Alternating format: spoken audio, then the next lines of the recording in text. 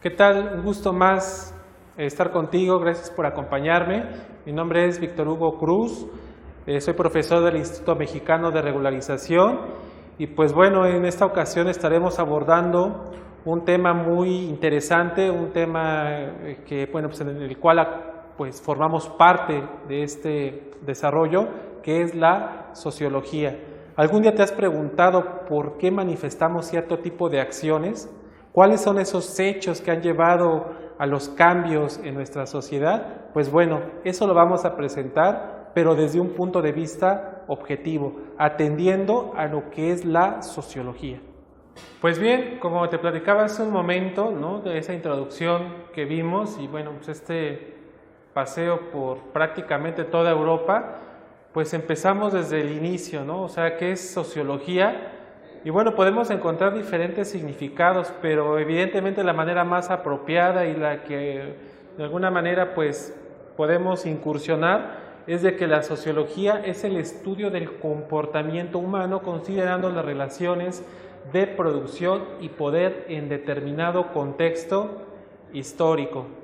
Claro, porque hablando en relaciones de poder, por ejemplo, pues antes era el rey, pues ahora ya no son reyes, ahora son presidentes, algunos por cierto todavía de carácter totalitario, ¿no?, como es el caso de Corea del Norte, y uno democrático, que bueno, en apariencia es como nuestro gobierno, o algunos otros de América Latina. Pues bien, esta parte de sociología pues tiene un origen, tiene un punto de partida. Si te das cuenta, pues esto se lleva a cabo en Europa con un evento muy importante que fue la Revolución Industrial, porque ya a finales de lo que es el feudalismo empiezan a cambiar este grado de especialización y esta división del trabajo. Entonces, en la medida de estas transformaciones, de estos cambios, evoluciona y sigue evolucionando el feudalismo hasta que un momento termina fracturándose y empieza una etapa de transición muy importante que se llamó mercantilismo. Como su nombre lo indica, mercantilismo son mercancías.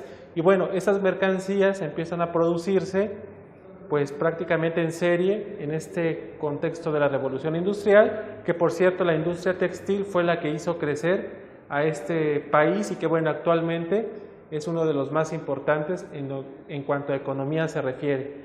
Y bueno, con esto pues se crean trabajos, se crea también un proceso de infraestructura muy importante que pues, sigue creciendo a la par con la destreza de la fuerza de trabajo, pues serán o surgen ciudades como centros de producción y distribución.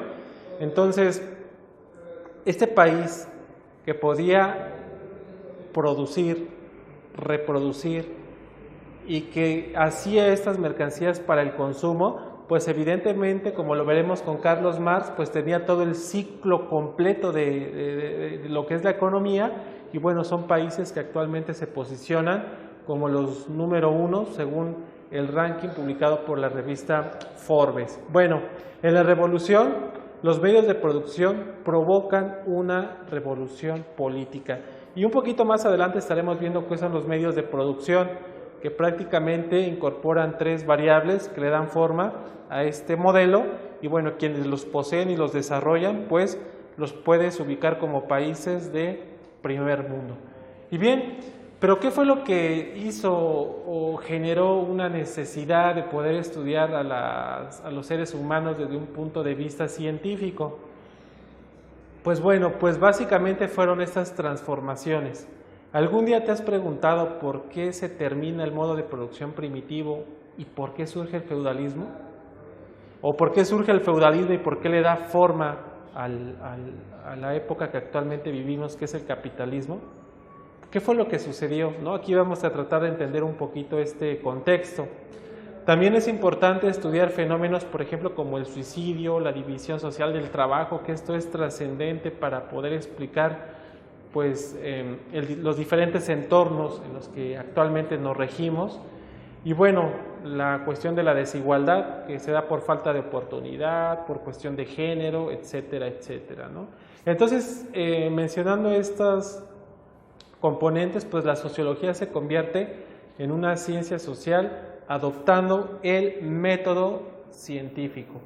Entonces te comentaba que es interpretativo porque, por ejemplo, un cambio lo podemos determinar en una crisis económica, pero si te das cuenta no es la misma crisis económica de Argentina a la que tenemos nosotros aquí en México, o la que tiene, por ejemplo, Estados Unidos, o inclusive la que tiene España, ¿no? Son crisis, pero se dan bajo diferentes circunstancias. Entonces aquí lo que propone la sociología es prácticamente pues observar de manera sistemática y poder generar ciertos patrones de comportamiento que establecen estas estructuras sociales. ¿Cómo se determinan en cierta medida la conducta de un individuo?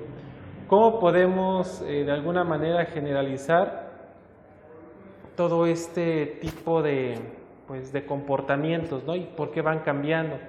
Por ejemplo, actualmente con este uso de las redes sociales, pues evidentemente la sociedad cambia, la sociedad se transforma, y bueno, tenemos que entender cuáles son los resultados de estas acciones.